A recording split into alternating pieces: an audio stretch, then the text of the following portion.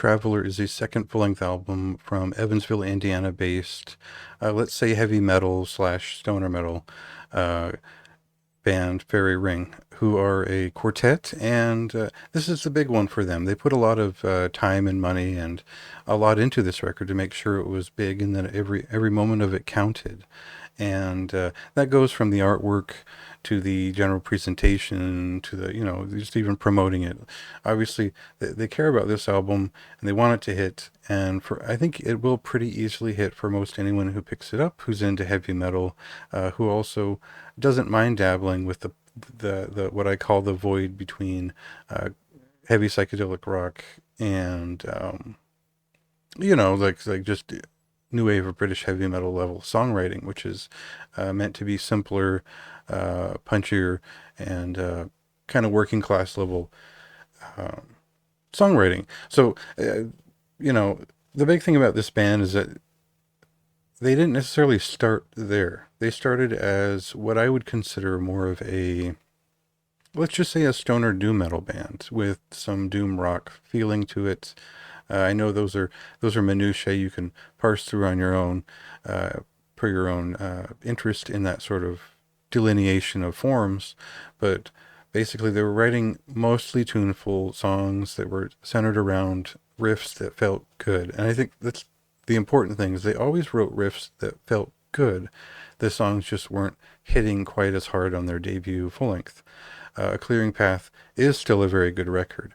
I think when I received it for review back in 2019, I skipped over it because I wasn't sure people would want to listen to me talk about stoner music. I'm less shy about that now, but uh, this is a different band now too, and in terms of what they're putting out here is more expressive vocals, uh, a true economy of riffs, and just getting to the good stuff and only the good stuff, and not waffling around with too much flair, makes for a very direct, to the point heavy metal record that is imaginative. It's kind of wild how psychedelic it does get at times, especially towards the second half, while never feeling like a pure on kind of sleazy stoner record either. So there's they really excel in both places, and that's what makes this record something special. So uh, before I get carried away, we'll hit a song here so you can get some semblance of what I'm talking about.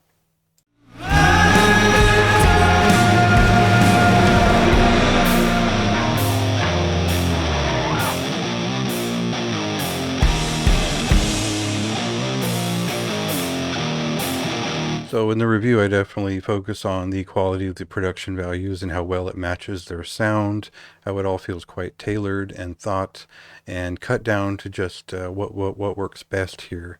So you really do get what you get here in terms of just purely cut rock songs. And that's a funny emphasis. The balance between what heavy metal and what hard rock is not that shaky. It's pretty similar in form.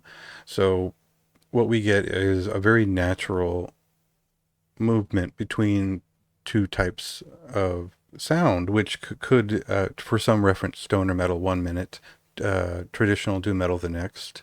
Like I said, a little bit of new wave of heavy metal, traditional heavy metal um, feeling, but in general, we get a kind of a psychedelic doom metal slash heavy rock. Anyway, the subgenre stuff doesn't matter so much as the separation and singular nature of each song on this record, which makes for a very effective, memorable listen. I think that that's the big thing about it, is that this is just a good record. It's as much as subgenre helps us find what it is, and references can be very helpful.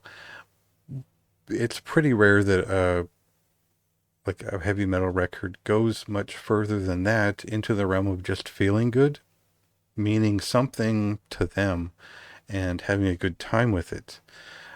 So the presentation counts for a lot here in terms of how they reveal each song on each side. It is clearly designed for vinyl or the vinyl experience. And uh, for me, there's not a single hitch no true hitches along the way for these songs here. There's no indulgences that go too far. There's no straining of their abilities. They're not they're not uh, desperate to impress anyone other than really just hitting the song. Now, do we need the final song Motor Boss on here? Is Lover even all that necessary?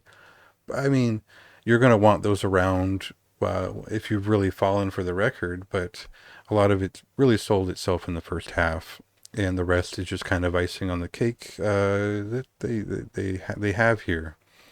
Uh, so the big point is that it's a memorable record. I liked it a lot. I kept listening to it over and over, and I made sure I gave myself some extra time just to enjoy it, uh, even beyond finishing the review and all that. So there's enough variety here. There's enough expression here that we get a personality from Faerie Ring, and that's what I want from a heavy metal record. Whatever styles it touches upon, let's where's the person behind the subgenres, and this is an album that nails it. It is one of the higher recommendations from this month, and I think this is just generally one of the better records of the year thus far in these sort of traditional heavy slash stoner realms. Because it does kind of have some strong crossover appeal there. Even if you're a fan of psychedelic doom or traditional doom, there's things on here that you'll appreciate as you parse through all of the fine details that are there. So again, a very high recommendation from me. There's plenty of context in the review to read about, and yeah, go check it out.